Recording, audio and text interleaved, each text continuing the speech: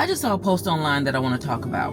It was from Michael Brazen on his website or his Facebook page, and it was divorce. Why do so many marriages fail? And I was going to comment on the page, but I figured I didn't really want the back and forth of what happens when you comment on something on Facebook. So I thought I'd bring it here to my YouTube audience to have a real live conversation about it. And when I think about my life, right, as a 55-year-old divorcee, and if you're new here, my name is Rhonda. My ex-husband and I divorced after nearly 30 years together when we were 50. And I've had so many people say things like, your marriage failed, or you didn't try hard enough. And I'm looking at this question, why do so many marriages fail? And the thing that came to my head is, what if we change the language around a relationship that you were able to join into and learn things about yourself, learn things about somebody else, add value to your life? And instead of saying it's a failure because it ultimately ended in a dissolution or a separation, what if we just looked at it as being complete?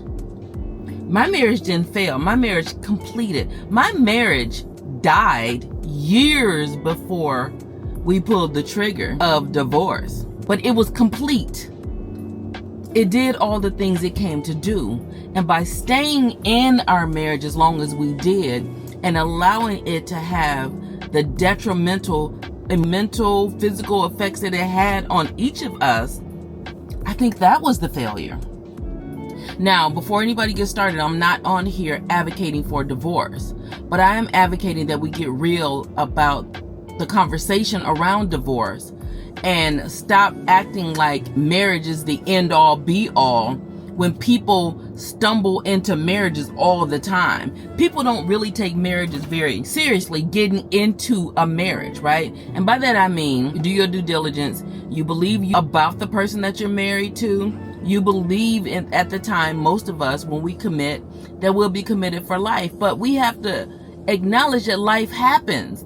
When people were initially staying married for their life, the life expectancy was 35. People had bigger fish to fry than to worry about whether or not they had emotional safety. They had to worry about physical safety. Times have changed.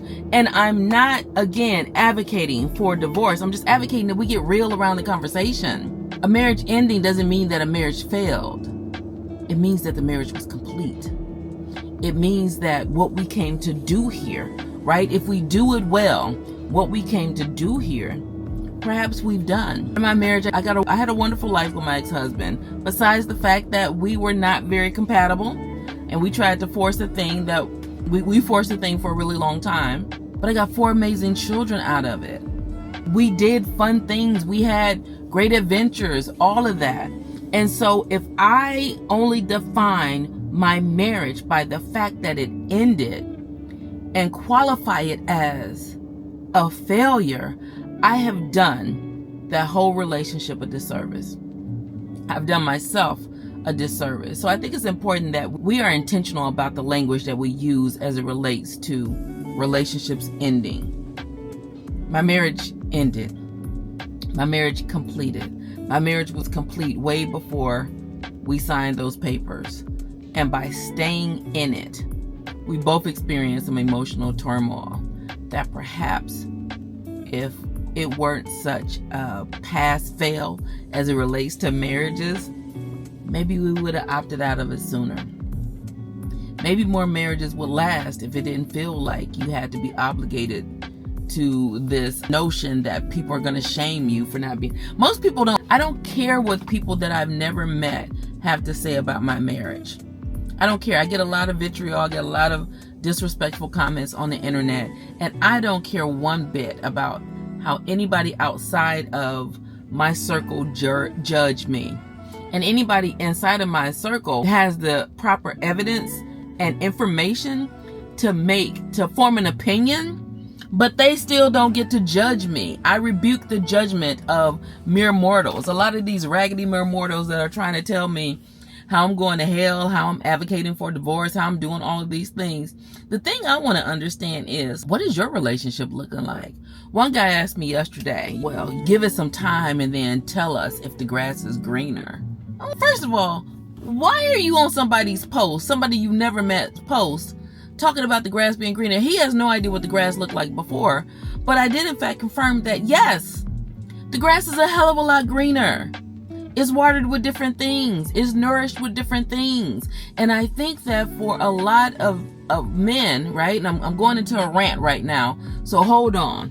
For a lot of the men, particularly the ones who find their ways to my YouTube, to my IG, to my TikTok, and make disrespectful comments about how I'm going to regret being a single woman in the year of our Lord 2025, they revealed themselves as men whose only stake in this thing, or only way to convince someone that they should be with a man like them, is through scare tactics of, well, if you don't have a man like me, you're going to be alone. Newsflash, buddy, I'd much rather be alone. And here's the thing. Men will assume that if you are single, not in a relationship, that you are alone. Men will assume that, not all men, some men, because I get some very nice comments from other men. Some men will assume that if you are not in a relationship with one of them, that you're lonely. And I believe with my full heart that probably 93% at least of the men who comment, the things that they comment on my page that's negative, and that you're going to regret it, and what did you do to cause your marriage to fail, and you shouldn't have done that. You should have just hung in there and stayed mentally and emotionally depleted. I honestly believe that these men are projecting their fears about their relationships, and instead of doing the work to make sure that the partners in their lives are satisfied or happy or any of that, it's a lot easier to try and convince women that true happiness and freedom does not exist outside of them. And the thing that they have that their grandfathers didn't have was contending with the reality of women who are not only enlightened about their options, but are in a position to exercise those options. My grandmothers probably didn't have those same choices. Our great grandmothers didn't have those same choices. And to say, why can't you be like our ancestors? Who wants to be forced into a situation because they have to? I would imagine that a man will want to be with a woman because she wants to be with them, versus because she's afraid to be alone. And here's what I have to say to that.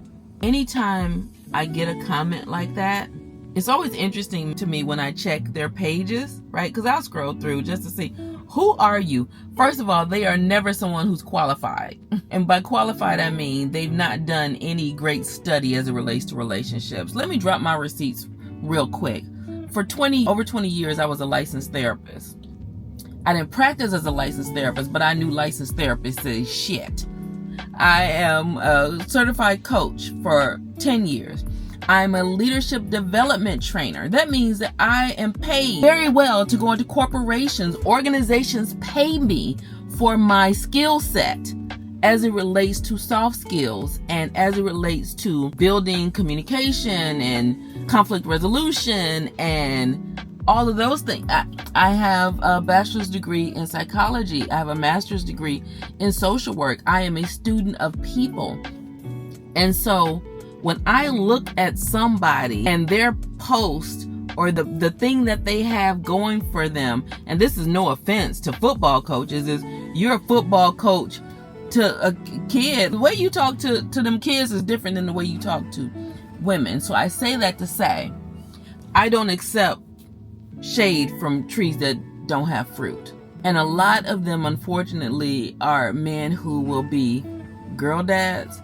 They don't even know what it means to support a woman, because if you're coming on a woman's page unprovoked and disrespecting her, that says that you're not a girl. You might be those girls' dad, but you don't embody the qualities of a man who's going to raise healthy girls. You don't. They're often pastors and deacons. And let me make this real clear. A lot of people have used the Bible and God to manipulate other people. Spiritual manipulation is a thing. Religiosity is a thing. Hell, the religious people are the ones who killed Jesus. So I don't bite for that either.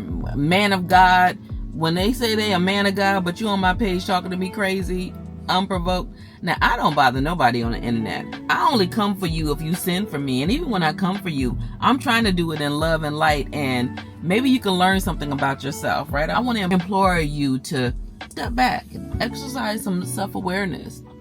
But I recognize that a lot of people believe that they are more versed in interpersonal relationships, that their emotional intelligence is higher than it actually is. Emotional intelligence has 4 components, and I can very well tell when any of those components are missing based on how you show up on my page.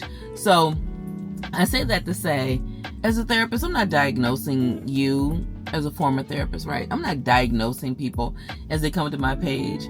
But as a therapist, I can tell a lot about people based on how they interact with other people and what skill sets are missing. And so the thing you don't want to do is try and convince someone who has not only the emotional wherewithal, the emotional intelligence, but also the education and receipts to back a lot of that up to try to tell them who they are. And so for anyone who tries to tell me that my marriage failed, I'm going to tell you, nope. I'm the only one who gets to decide for myself what my marriage was. And I don't do failures. I don't fail, I learn. So anyone else can decide what it is for them. But as for me and my house, we good over here. We're not failing. We were complete. And with that being said, have a lovely day. This is Rhonda signing out.